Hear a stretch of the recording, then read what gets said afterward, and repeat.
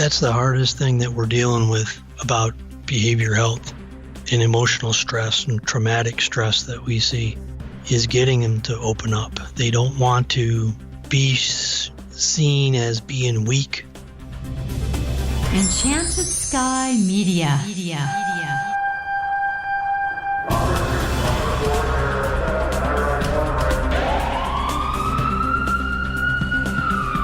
From Los Angeles, this is Code 3, the Firefighters Podcast, hosted by award-winning journalist Scott Orr. Code 3 features interviews with leading members of the fire service, discussing firefighting strategy, tactics, and other topics you need to know more about. Now, here's Scott. That's right, and I will not let Parkinson stop me. Thank you for joining me again here on Code 3.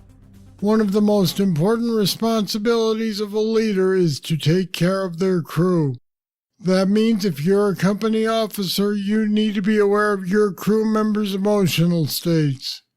Now, we've all heard that the job can lead to PTSD, and I certainly hope that you accept that. It's proven and it's a fact, just like falling from a ladder can cause a broken arm or leg. As a leader, it's your job to be looking for signs of emotional trauma. Then you can take steps to help. My guest to explain how to do that is Jared Meeker. He's a fire chief in a combination department in upstate New York and has over 30 years' experience in the fire service. He teaches incident command skills for fire officers and career survival skills for all first responders. And Jared Meeker joins me now. Welcome to Code 3. Thank you, Scott. Thanks for having me on. It's good to have you here. Let's start with the basics.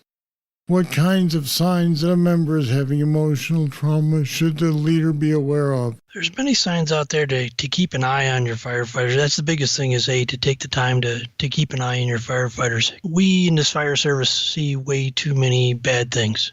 And because of that, we're never really trained properly on how to deal with it. So when you're affected by it, you don't understand how to handle it. And so you try to let your coping skills and just the time are the two things that you try to deal with every day on a subject. When as a leader, you need to start looking out for your people.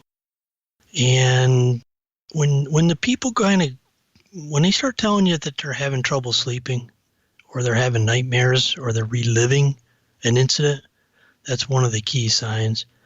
Another one is they'll go into hiding. They'll come back from a call. They won't sit at the kitchen table. They will go off on a separate room, or they'll leave the firehouse. There's many different things out there. There's that reoccurring distressing memories of the event will go over and over. You can't sleep. You're always thinking about it. Somebody who's always a calm, cool person could have irritability and have those angry outbursts. Or there's those two bad ones that we talk about is the drinking and the unprescription drugs, is using them way too much because they're trying to deal with it in a way that they think they can deal with it. Now, we know that a lot of firefighters aren't going to come forward to ask for help when they experience trauma. How do you suggest that a captain, a lieutenant, another officer bring it up? Biggest thing you're going to do is you're going to notice something has changed in that person. Or the first ones that are going to see it are the spouses or close friends or partners. Maybe they'll tip you off and say, hey, so-and-so is just not acting right. He's acting completely different. So the biggest thing to do is just to sit down with them, explain to them what you see, what has changed, and then try to figure out what they're dealing with, and then being able to help them once they open up. Once you start talking to them, and once you start to getting them open up, make sure you really take the time to listen. Don't interrupt them, because once they get going, let them go. So I gather they're not looking for a solution from you, at least at first. They're just looking for someone to listen to them. Yeah, that's why peer support teams work so well, because it's people that have been around in the fire service, EMS service for a great period of time, and they've dealt with a lot of things, and a lot of good the peer support teams out there now have the ability and a lot of good training out there to just to sit down and start talking to you and over a cup of coffee. Having somebody there to talk to usually gets the person to open up a little bit. Sometimes they won't open up to a supervisor. So once they do open up, what can we say back to them? Biggest thing is that know that you're going to be there for them. You're going to be there. You're going to help them through the incident. The most important thing is everything that they say is going to be confidential. You are not going to spread it around the kitchen table. Everything that you talk about and deal with has to be done in confidence. Once you've heard the story from your firefighter, where do you go with that? Do you just hang on to it and keep it in your back pocket and watch for future problems, or do you go to someone in higher authority, or what do you do? I think it depends on the severity of the incident. You know, if they're into acute stress where they're not sleeping, post-traumatic stress where they're reliving it just for weeks and weeks and months upon months, and they're reliving it, then you know that you need to get some professional help involved. If it's little things, EAP programs, clergy can help. Peer support teams are good for helping. There are many different avenues. I think it depends on the severity of it. That makes sense. Now, how, in your experience, how did the firefighters that have these problems deal with the stigma they feel like they're going to get from their coworkers about this? That's the hardest thing that we're dealing with about behavior health and emotional stress and traumatic stress that we see is getting them to open up. They don't want to be seen as being weak. They don't want to be seen as, oh, an incident like this bothered me, when sometimes it bothers some people and it doesn't bother others. So that was the hardest thing to get, is to get somebody to open up and get past that stigma. It's okay. It's okay to talk about it. And then the more that we get to talk about it on podcasts like this and articles that are out there written about it, is the more we can get that younger generation to talk about it and understand that it's okay. It's okay to talk about it at the kitchen table. Now, when you're talking about an officer who is fairly newish at the job, who sees some of these signs in a firefighter, in your experience, how do they react? The toughest thing on the younger officers, if they don't understand how to deal with it, then they're going to stand back.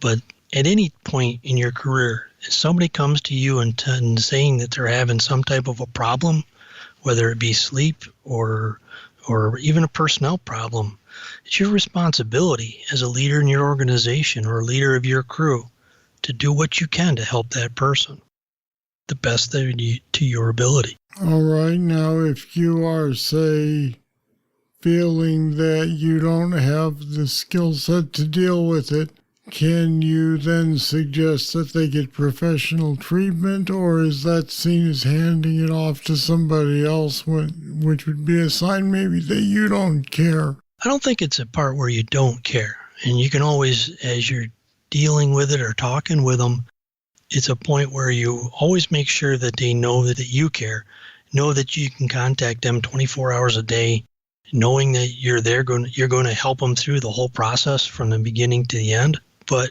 you leaders only have certain levels of training in this topic. So you're always going to, or almost always going to, refer them up to different people for different layers depending on the severity. And that can be to the EAP program. It can be to licensed clinicians in your area, or it can be the peer support teams. There's many different avenues out there, and the clinicians and the therapists have many different treatments that are out there that can help. Jared, what's your experience with PTSD symptoms been like? I'm one of those guys If you and I sat down at a kitchen table and talked about our jobs that we ran in the last 30 years, you'd be one of those guys that said, you've been to a lot of good calls. Unfortunately, I look at it as, no, I've been to a lot of bad calls. And I can remember as a 19-year-old kid, my very first fire fatality and not understanding how to deal with it.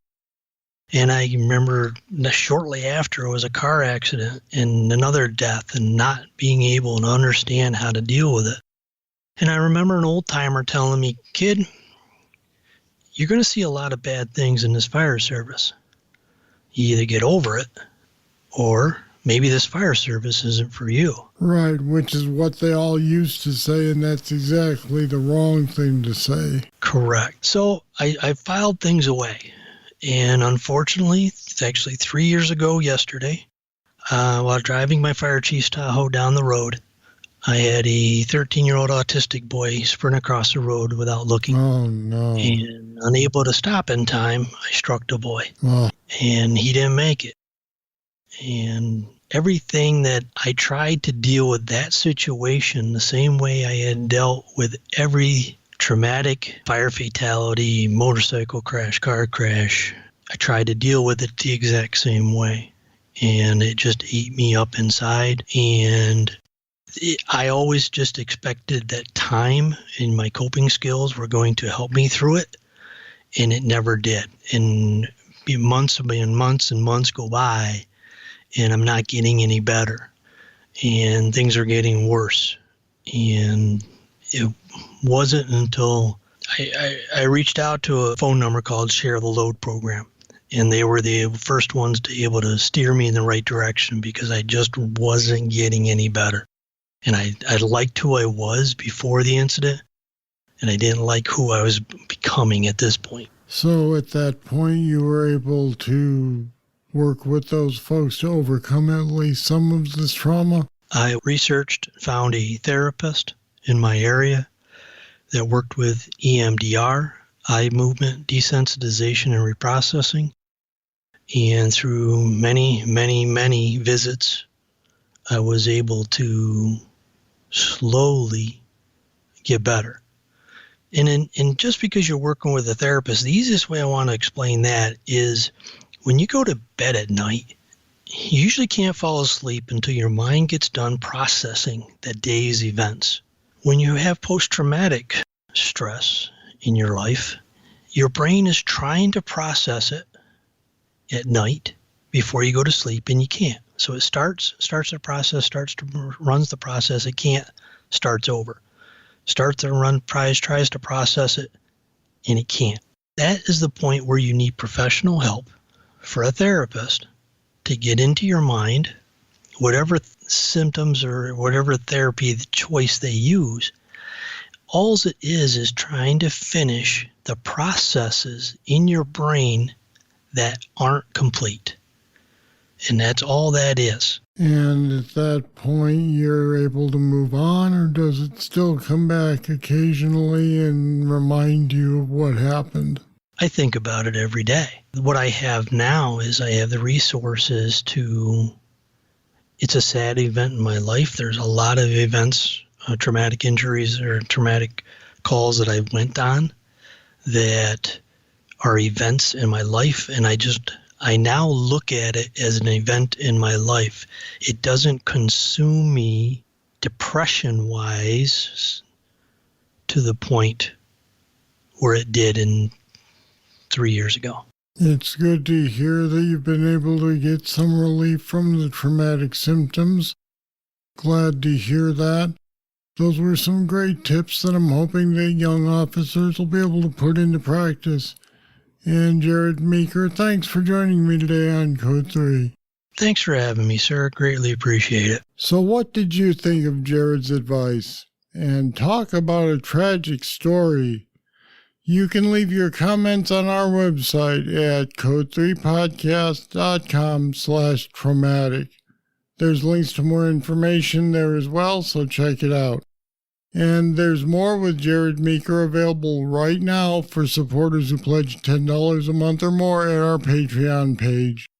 It's part of our Bull Session material.